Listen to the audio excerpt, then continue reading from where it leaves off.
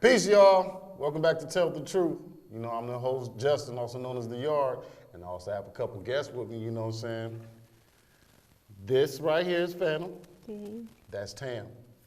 You know what I'm saying? They're going to be hanging out with your boy, man, as we talk about something crazy, you know what I'm saying? I mean, it's not the best thing in the world to talk about, but I'm about to point out one guy, one Republican, you from Ohio. I read upon you and everything, dude. I know a little bit about you. I know what kind of cereal you eat.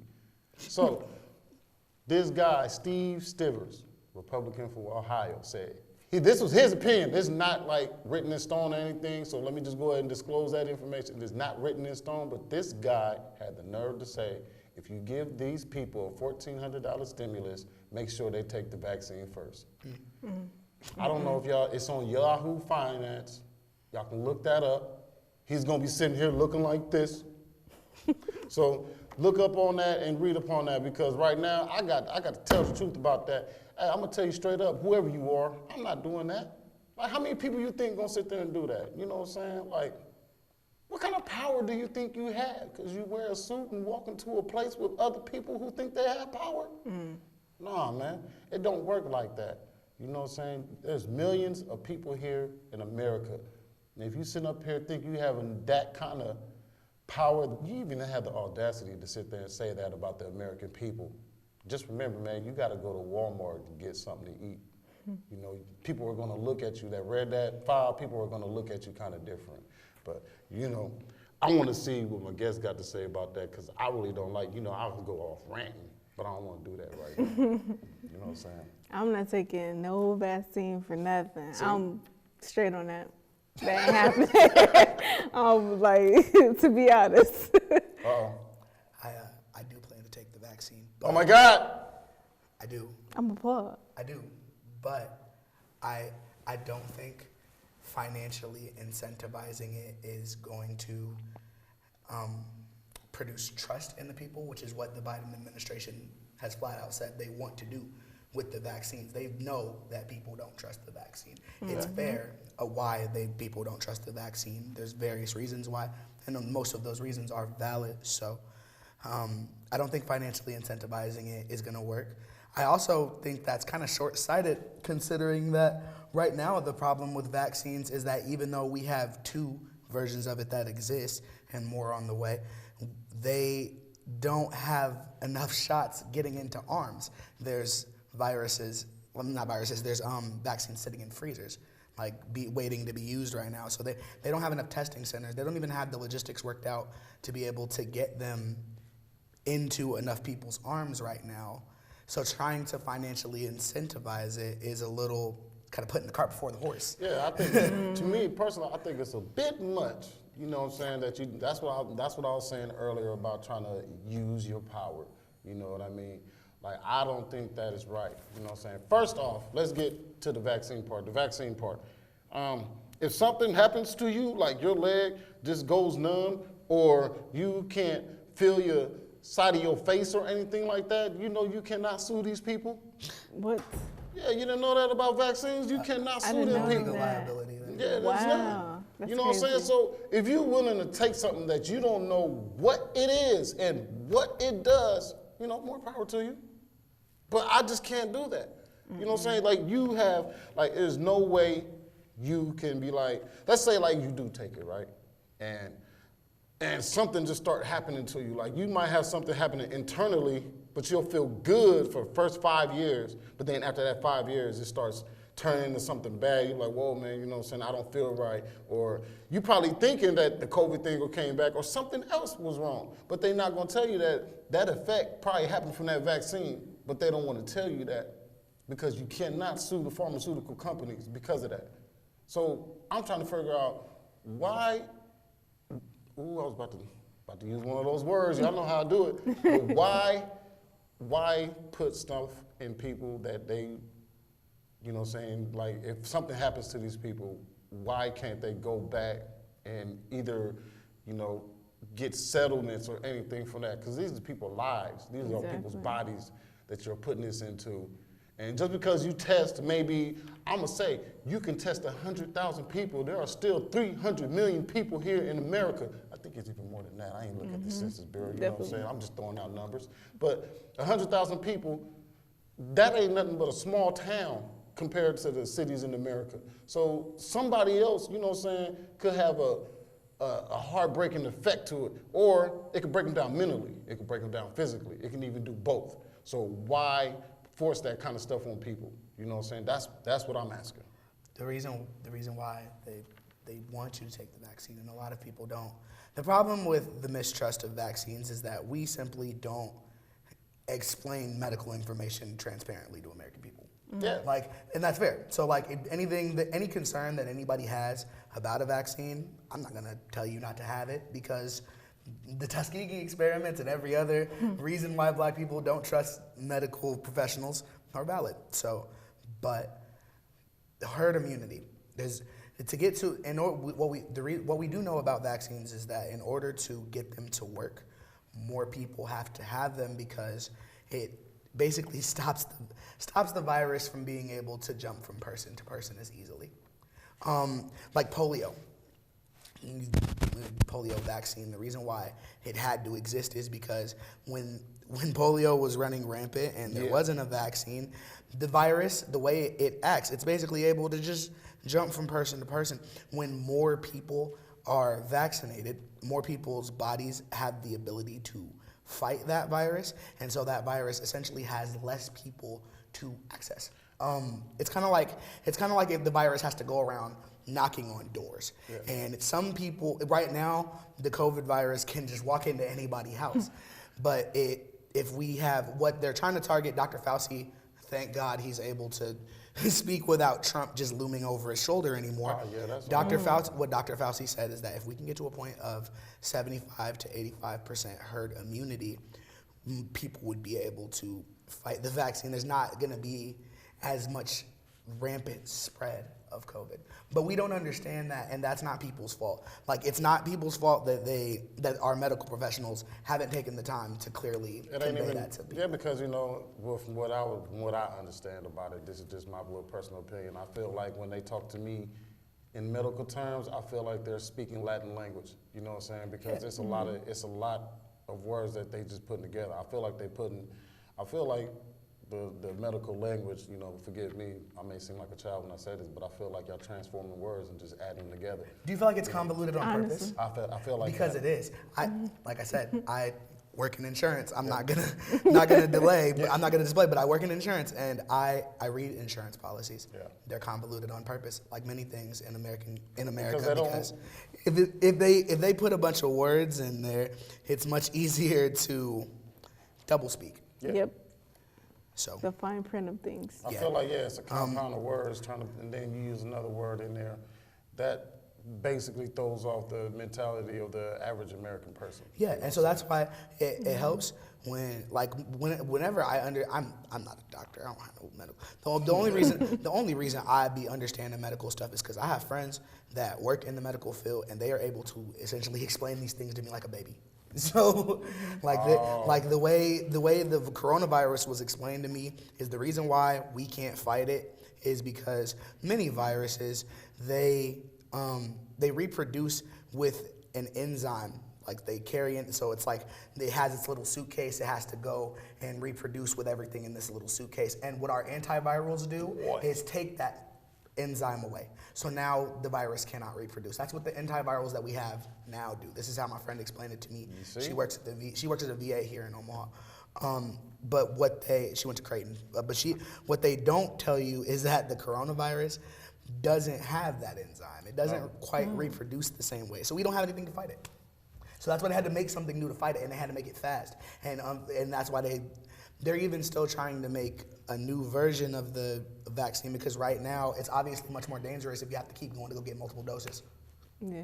I just feel like it's dangerous on the first dose. You know what I'm saying? Validly. There's people. There have been valid concerns. There have been people that have actually gotten sick. I've heard of people losing feeling, losing. But wasn't it a nurse that passed away from it? Yeah, I did hear something like that too. That being said, though, we're in a really, really early stages, and we just came from an administration that did not believe in science and was not letting the CDC and the National Health Association do their work. Real quick.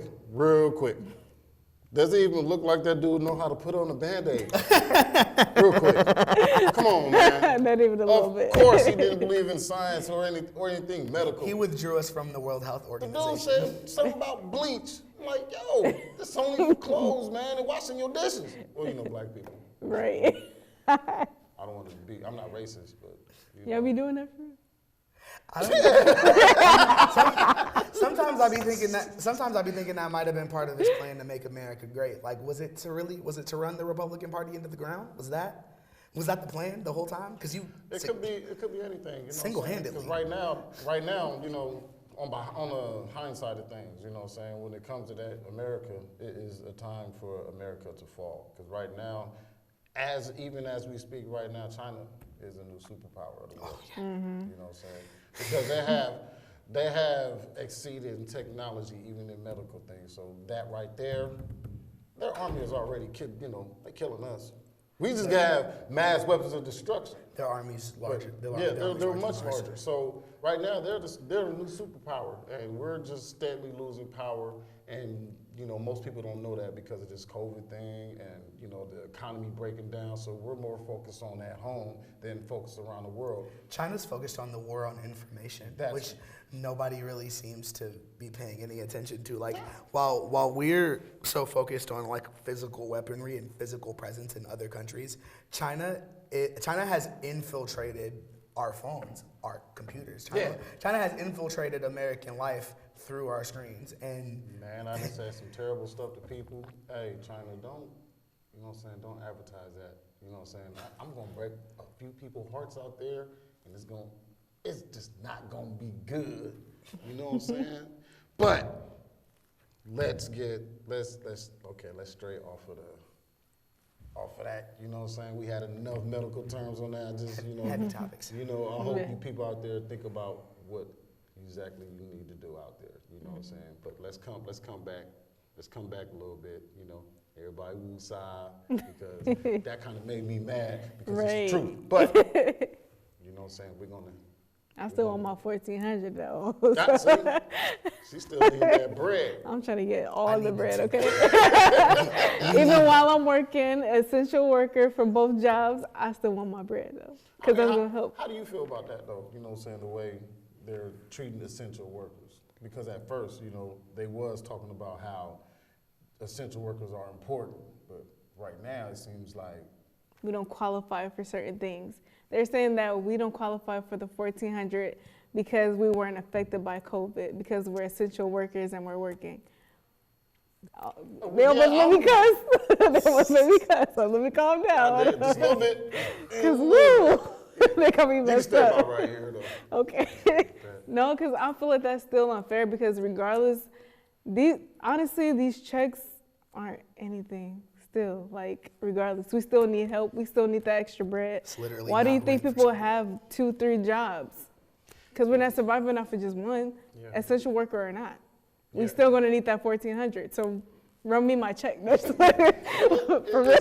I mean, that's basic facts though. Before this COVID was even thought about, before somebody was like, hey man, I need you to take a trip to China or wherever I went to go do it, we were still struggling financially. You know what I'm saying? Like right now, okay, let's talk about local stuff right now, and then we'll get to the rest of the world. But right now, here locally, your local home here in Omaha, Nebraska, it used to be like about $600 or $700 for a nice little 3-bedroom with a backyard. Then maybe you get a garage, maybe. But since, you know, 2018 and 2019 came around the corner, you know, like I said, the guy that liked bleach said bleach will help you. Houses in Omaha, I'm gonna say this, a 2-bedroom house, maybe a garage in a very small yard, I wanna say like 900 square feet, that is gonna cost you $1,000, a 2-bedroom. This is not California. This is not New York. Carter Lake is a lake, it is not an ocean front. I don't understand why y'all raising taxes like that, but I understand though, you know what I'm saying, the gentrification part. You know what I'm saying? So, but that's what makes people work harder. Because I know people that sat there like, hey man, you know, I make like $20 an hour, man. I'm good. 5 years later, man, I need another job. You know, you got to think about how everything's going up. Like bread's going up. gas is going up, your light bill has gone up. Tremendously. Phones, everything got important, you know what I'm saying? And But everything, your wages. don't go nowhere. Man. Oh, let's talk about wages. Let's say you do get a raise at work. Like, hey, man, they just gave me an extra $1. But then when you go into your little meeting at work, guess what they did? They rose the insurance premium up by like $3, $4. It may not seem like much when they explain it to you, but once you go through that through the year, because your dollar increase just went from $1 to 50 cents. That's exactly what it looked like, because it's a numbers game. If they sit there, when you look at your check stub, you see numbers. So when you see those numbers, you're like, man, I'm doing all right. You know what I'm saying? Everything's good in life. Until you like, yo, man, I could have swore I got a raise. You know what I'm saying? And you look like your check, it look like your check stays the same throughout the whole years. You know what I'm saying? But you're so adjusted to it. Like, people have to wake up. You know what I'm saying? Now I'm trying to get off into this. People need to wake up. If you want to continue working and you're comfortable where you're at, fine. That is awesome. But me personally, if you have been working this long and still have the same thing and you want more, build a portfolio. You know what I'm saying? Be on the business aspect of it. Because right now, when you look at Omaha, if Omaha has gotten more expensive and you're trying to leave Omaha and go to, like, I want to go to Georgia, I want to go to Texas, I want to go, man, don't you think everything went up there too? Definitely. So when you go there and you thinking your $25 an hour is going to do well, I'm like, nah, people probably making $30 an hour there and living in an apartment. You know what I'm saying? Still. Life is not good. You know what I'm saying? And people say, well, you should be blessed that you're here in America, but then you got to look at people in Venezuela, you know what I'm saying? Because, you know, their currency don't mean jack. You know what I'm saying? They had a crash. Their currency don't mean jack. So people up there, they're struggling, they're eating like one time a day. You know what I'm saying? So yeah, that's a blessing for us to have different meals, but I'm looking at my home. Like, we can't worry about what's going on in the world if we can't even take care of your own home. Omaha is your home. Build your home. And then you can go outside of Omaha, build Nebraska, then go outside of Nebraska, build America. Go outside America, build the world. That's the way I look at it. I mean, That's a good mindset. I'm just saying, do you just go to work without taking a shower? Same deal. Some people do. Oh, yeah, Sickeningly enough. Sickeningly enough. I'm just saying, though, you know, it's a lot of things. We wish you guys would. Yeah, I wish you will too. You know what I'm saying? I wish them soap and water and hand towels. Hallelujah. You know? But that's the only thing I look at, you know what I'm saying? But I don't want to, I hate when I have to keep ranting and stuff like that, you know, that's my bad. Wages are an interesting conversation because I feel like in America and in Omaha especially, we'll argue against our own interests. Like, Republicans have convinced us that you don't need to make $15 an hour because then we'll have to charge you more for chips and soda. And is that what you want? Like, and then they'll raise the price of everything you're paying for anyway, but they haven't raised your wages. It also goes to the argument of like it's the same. It goes down to the same argument of like tipping. Yeah. Like, the waitresses will always argue like, well, you should tip, but waitresses will argue like, well, if they raise our wages instead of having you tip us, then everything will cost more. But they'll raise the prices in that restaurant, and then they won't raise the pay. Like, America has us convinced to take advantage of our own. I mean, like, to take advantage of ourselves. Like, America has us convinced to argue against our own interests. Locally in Omaha, like, Omaha and Nebraska really shouldn't be Republican. We're mostly like poor and rural and everything that they might stand for, all the racism they want to stand for. The only reason they look at that is because you got to look at, let's go back to numbers, you got to look at statistics. Okay, so during the 2008 crash, still Nebraska was one of the lowest states with the lowest unemployment rate.